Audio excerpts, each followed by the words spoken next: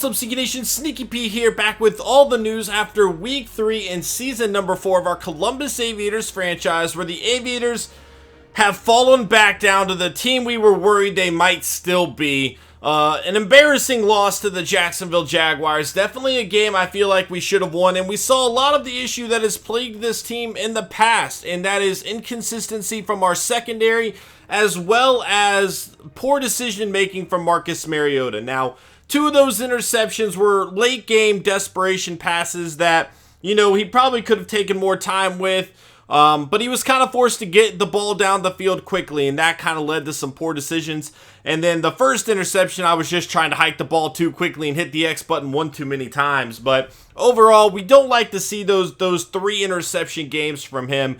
But on the flip side, which is the much more concerning part of it, our secondary was just torched once again. And it's something that we've kind of been okay with throughout the preseason and even the first 2 games. But in that instance, the team just did not come to play. Now, they really did get their act together a little bit more in the second half. But in the first half, we just could not do anything to stop anybody. And that is a huge issue for this team. It's something we are very concerned about moving forward. You know, that's something that has plagued this team in previous seasons, and we have really tried to make an effort to change that all around by changing our entire secondary, and it looked like things had been going good.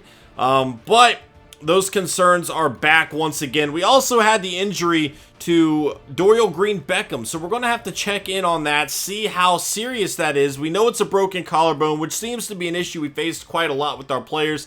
That seems to be the most common injury that our guys have had. And so we know he's going to be out for some time, but we're going to have to find out specifically how long he will be out. Luckily, we do have some depth at wide receiver. I feel pretty comfortable moving forward even without him being on the field. You know, we have Sean Sutton, we have Bakari Boswell, as well as Kendall Wright. So we got some guys that can step in and make some plays.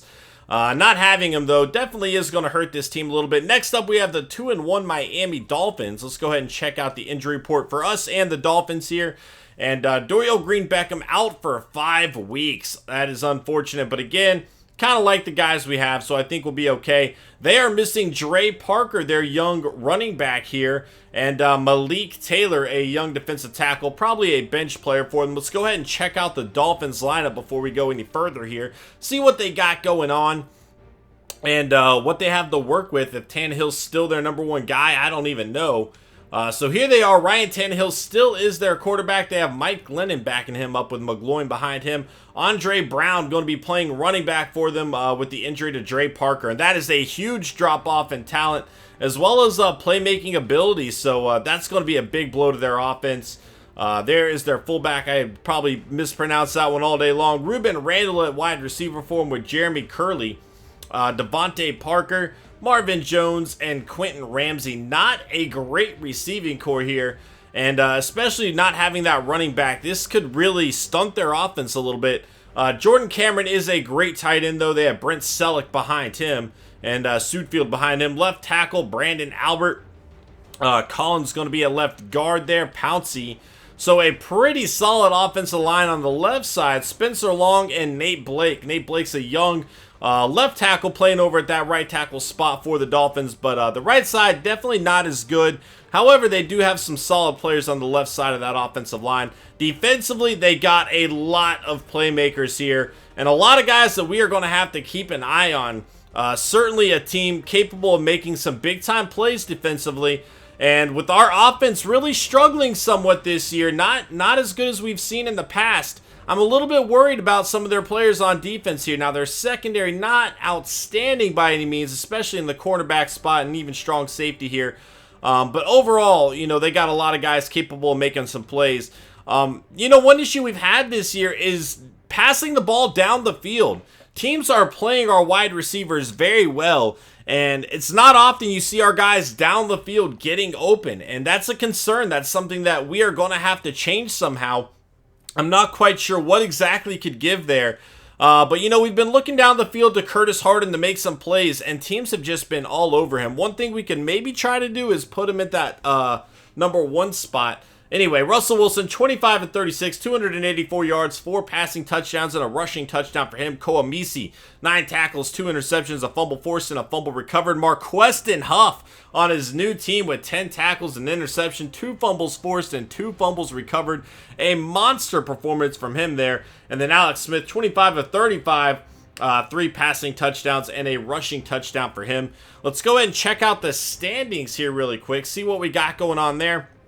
And as you can see, the Texans 3-0, and Marqueston Huff clearly playing pretty well with his new team. You know, last year when we played the Texans, we played them without their young quarterback. This year he is healthy and doing a good job with them right now. The Colts also picking up a victory. And obviously the Jaguars beat us there as well. So the division's still pretty close together, but the Texans clearly the favorite right now. So let's go back over here again really quick and let's check some things out. We're going to try to move Curtis Harden down to this number 2 wide receiver spot.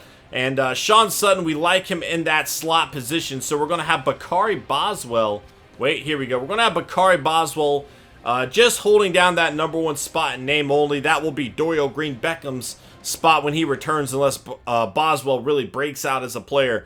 But we're going to put Curtis Harden back at number 2 a little bit. Sean Sutton, again, I kind of like him in that slot. And Kendall Wright and Derek Fitzgerald are going to be getting some more time here. So I'm pretty excited about that. We'll also try out Chance Jokel here. Wayne Chapman's been playing okay for us. But we'll give Jokel an opportunity to see what he can do. Ultimately, we need some guys to make some plays. More so than we've been seeing so far this season. So hopefully we can really get our act together here. I'm also kind of considering maybe moving Brown and McElroy here.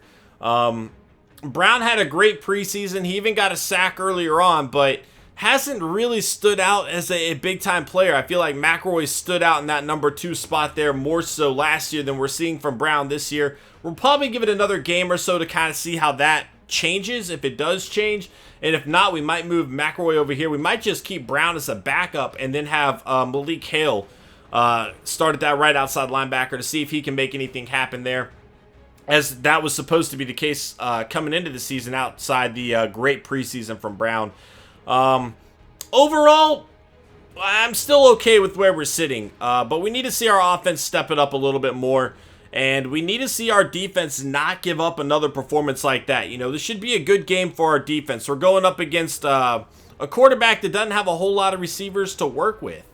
Tannehill's a pretty good quarterback in his own right, but he doesn't really have the guys that are capable of getting open. You know, if Tyrone Stevens can have a great game, that should really shut down the rest of the Dolphins offense with the injury to Dre Parker. So that's what we're going to try to do, and hopefully it'll lead to an Aviator victory, but they definitely have a lot to prove after that loss last week, and it's going to be an interesting week 4, guys. So thanks for watching. I hope you enjoyed, and I will see you then. Later.